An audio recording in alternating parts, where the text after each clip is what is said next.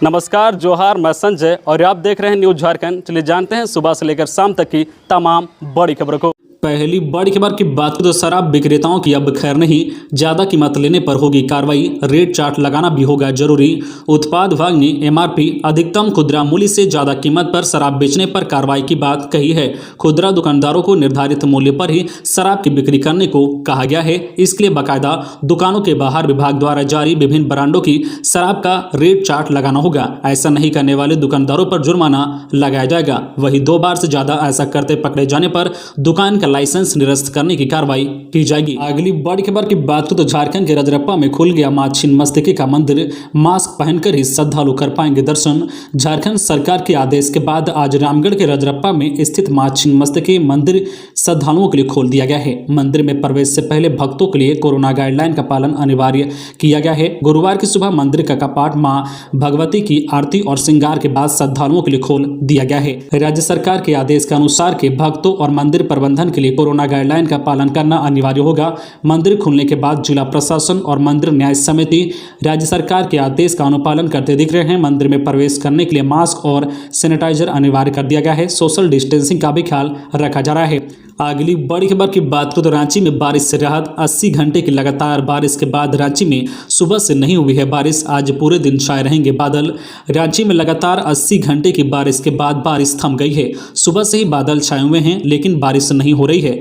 मौसम विभाग केंद्र रांची के वैज्ञानिक अभिषेक आनंद ने बताया है कि झारखंड में डीप डिप्रेशन का असर कमजोर हो चुका है या जो उत्तरी मध्य प्रदेश की ओर बढ़ गया है। इस कारण आज गुरुवार से रांची व आसपास के जिलों में मौसम साफ हो गया है। वही सुबह से ही कई क्षेत्रों में हल्की धूप खिली हुई है। वही अगले 4 दिनों तक कुछ जिले में हल्की बारिश हो सकती है। वही बुधवार को रांची सहित राज्य के अन्य जिलों में लगातार बारिश होती रही। राज्य में लगातार हो रही बारिश से नदी नाले उफन गए हैं। कांके डैम में जलस्तर खतरे के निशान से पार कर गया है। इस कारण इसके 2 फाटक को खोलने पड़े, सड़कों पर जल जमाव हो गया है। मौसम विभाग के अनुसार रांची में पिछले 24 घंटे में 58 मिलीमीटर बारिश रिकॉर्ड की गई है। वही राज्य में सबसे अधिक बारिश लोहरदगा के कुरू में 128.4 मिलीमीटर बारिश रिकॉर्ड की गई है। अगली बड़ी खबर की बात करें तो झारखंड में कोरोना संक्रमण, राज्य में 10 संक्रमित मिले, 11 हुए स्वस्थ। राज्य में पिछले 24 घंटे में 10 कोरोना संक्रमित मिले हैं। वह 11 संक्रमित स्वस्थ हुए हैं। रांची में 5, धनबाद, खूंटी, लोहरदगा व पश्चिम सिंहभूम में 1-1 संक्रमित मिले हैं।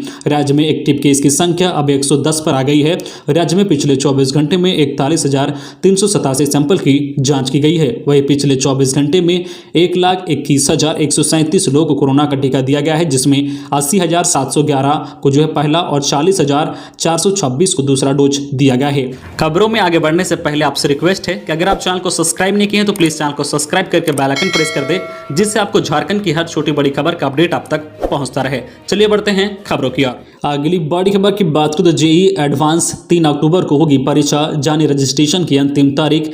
जेईई मेंस की कॉमन रैंक लिस्ट जारी हो चुकी है। अब बारी है जेईई एडवांस की। इसमें शामिल होने के बाद छात्र अपने रैंक के आधार पर मनपसंद आईआईटी में अपनी पसंद की ब्रांच के साथ एडमिशन ले पाएंगे। जेईई एडवांस का आयोजन 3 अक्टूबर यानी रविवार को होगा। पेपर 1 सुबह 9 से 12 बजे और पेपर 2 दोपहर 2:30 बजे से शाम 5:30 बजे तक होगा। इसमें शामिल होने के लिए रजिस्ट्रेशन प्रक्रिया शुरू हो चुकी है। 20 सितंबर शाम 5 बजे तक छात्र जेईई एडवांस की आधिकारिक वेबसाइट jeeadb.nic.in पर रजिस्ट्रेशन कर सकेंगे। इसकी फीस अगले दिन 21 सितंबर शाम 5 बजे तक जमा कर पाएंगे। अगली बड़ी खबर की बात करें तो चतरा में 3 घंटे फंसी रही 2 जिंदगियां, नदियों ने पार किया खतरे का निशान, पुल भी डूबे। बंगाल की खाड़ी में डीप डिप्रेशन, 3 दिन से लगातार बारिश। बंगाल की खाड़ी में डीप डिप्रेशन के कारण झारखंड में 3 दिनों से हो रही बारिश से राज्य की कई नदियां और डैम खतरे के निशान को पार कर गई है। कई जिलों में पुल के ऊपर से पानी भर रहा है। आवागमन पूरी तरह से ठप है। चतरा के गेरुआ नदी पर बने पुल से गुजर रहा ट्रैक्टर तेज बहाव में फंस गया। इससे चालक महेश कुमार और उसका साथी मोहनुराव तेज बहाव में फंस गया। दोनों 3 घंटे ट्रॉली पर बैठे रहे। इसके बाद 6 युवकों ने रस्सी से खींचकर दोनों को सुरक्षित बाहर निकाला। इधर चाईबासा जमशेदपुर के निचले इलाकों में भी पानी भर गया है। अगली बड़ी खबर की बात करें तो कल से खुलेगा बाबा धाम का मंदिर। आज से ई पास के लिए रजिस्ट्रेशन।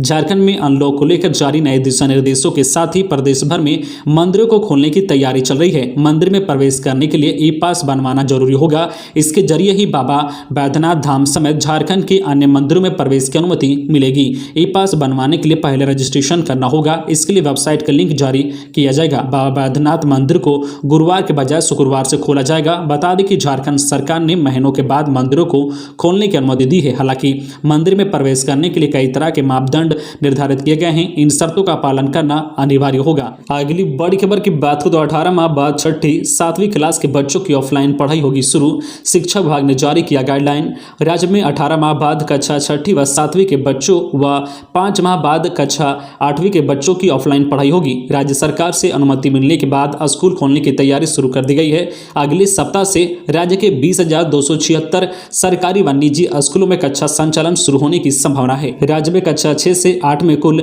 20,54,865 विद्यार्थी नामांकित है। कक्षा संचालन को लेकर स्कूली शिक्षा व साक्षरता विभाग द्वारा विस्तृत दिशा निर्देश जारी किया जाएगा। अगली बड़ी खबर की बात करें तो जेपीएससी 7वीं 21 से पहले सुनवाई को याचिका दायर। जेपीएससी की सिविल सेवा परीक्षा 2021 में उम्र सीमा के निर्धारण मामले में जल्द सुनवाई का आग्रह करते हुए सुप्रीम कोर्ट में हस्तक्षेप याचिका दाखिल की गई है। प्रार्थी अमित कुमार की ओर से याचिका में सुप्रीम कोर्ट से 19 सितंबर से पहले मामले की सुनवाई करने का आग्रह किया गया है। याचिका में कहा गया है कि इस मामले की अगली सुनवाई 21 सितंबर निर्धारित की गई है, लेकिन जेपीएससी की परीक्षा 19 सितंबर को है और इसकी तैयारी भी की जा रही है। यदि 19 सितंबर के पहले मामले की सुनवाई नहीं की गई तो याचिका दाखिल करने का औचित्य ही समाप्त हो जाएगा। अगली बड़ी खबर की बात करें तो रांची के नाले में बहे बुजुर्ग, 12 घंटे बाद भी शव का पता नहीं। जल जमाव रोकने और सफाई पर 141 करोड़ रुपए सालाना खर्च करने वाले स्मार्ट सिटी रांची की खुली नालियों में हर साल दम तोड़ रहे हैं लोग।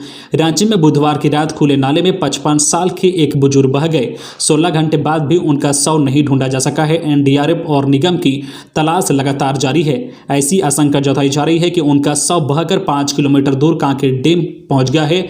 पंडरा थाना प्रभारी ने बताया कि पंडरा से कांके डैम जहां नाली समाप्त होती है वहां तक पूरी नाली को देख लिया गया है, लेकिन कहीं भी शव नहीं मिल पाया है। घटना के 15 घंटे बाद एनडीआरएफ की टीम पहुंची है, लेकिन अभी तक शव को नहीं ढूंढा जा सका है। अब कई जगह पर जो है नाले को तोड़ने की प्रक्रिया शुरू कर दी गई है। अगली बड़ी खबर की बात करें तो रघुवर दास ने पूछा, उर्दू को बढ़ावा देकर झारखंड के इस्लामीकरण की तैयारी।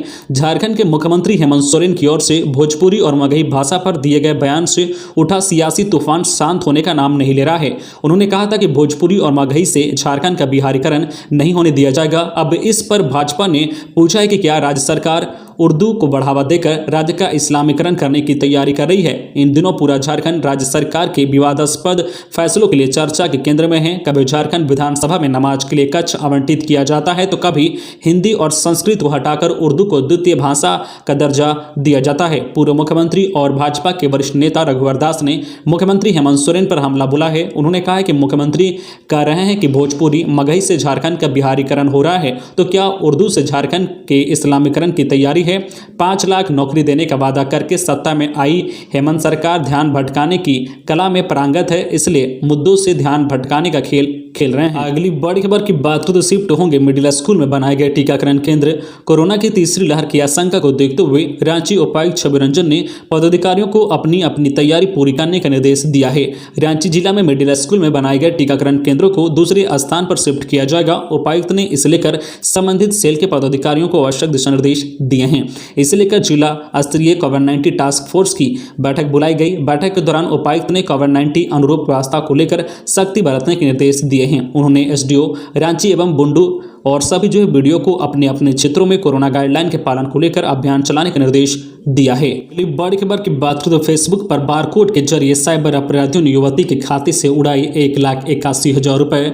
साइबर अपराधी लगातार कोई ना कोई उपाय लगाकर आम लोग के खातों से पैसे उड़ा रहे हैं। नया मामला रांची के गोंदा थाना क्षेत्र का है। यहाँ एक युवती से साइबर अपराधियों ने फेसबुक के जरिए ओटीपी पूछकर 1,81,000 रुपए ठग लिए हैं। रांची के गोंदा थाना क्षेत्र की साकेत नगर की रहने वाली मानसी ने पुलिस को बताया कि उसने अपने फेसबुक अकाउंट पर एक हैंडीक्राफ्ट सामान बेचने के लिए तस्वीर डाली थी। 13 सितंबर की दोपहर उसने वह तस्वीर फेसबुक पर अपलोड की थी। इसके बाद उसे 80998974 78 से कमेंट आया कि उसे वह सामान खरीदना है।